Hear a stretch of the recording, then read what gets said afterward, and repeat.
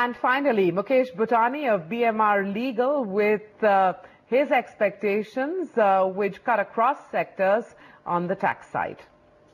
There were 3-4 themes from a tax perspective that would guide the finance minister in this year's budget. One would clearly, in anticipation of GST and in light of the logjam on the constitutional amendment, people may be wondering what the finance minister is going to do insofar as GST is concerned.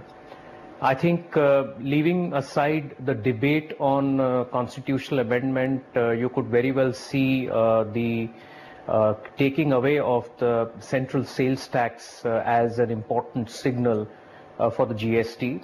The government is well within its realm to carry out the requisite amendments for the indirect tax central levies for seamless credits. That will also ease pressure and signal that insofar as the central part of the GST is concerned, at least seamless credits are available. So that's on the indirect tax side. You could also very well see the continuing efforts of successive governments, including this government, to address the inverted duty structure for certain industries, which is still around.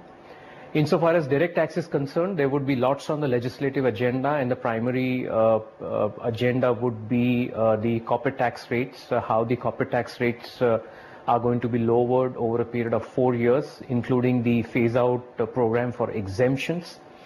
And you would see a lot more which may not feature in the finance bill, but it could very well come in the announcement by way of administrative reforms. And the administrative reforms would be really on 2 aspects. Number one, how do you really address the ease of doing business? How do you make sure that the taxman is viewed as a friendly person, and the taxman treats the taxpayer as the customer rather than looking at the taxpayer from a doubt and a suspicion viewpoint.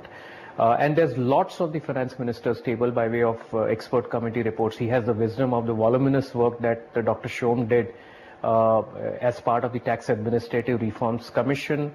Now he has the benefit of Justice Ishwar Committee, which is also looking into contentious issues. So you would see some of these recommendations being adopted and a reinforcement of the statement that the government believes in addressing the menace of tax. And I think the tax administrative reforms are not something that can be addressed in a single year. I think, the government has made a start. The question is how forceful it is and what is the timeline to be able to carry out these deep administrative reforms. Well, on that note, we're wrapping up this edition of the show. The last hour of trade on the 230 factor is a must-watch. Both the SENSEX and the NIFTY are holding on to gains of about 0.5% right now. Stay with NDTV Profit.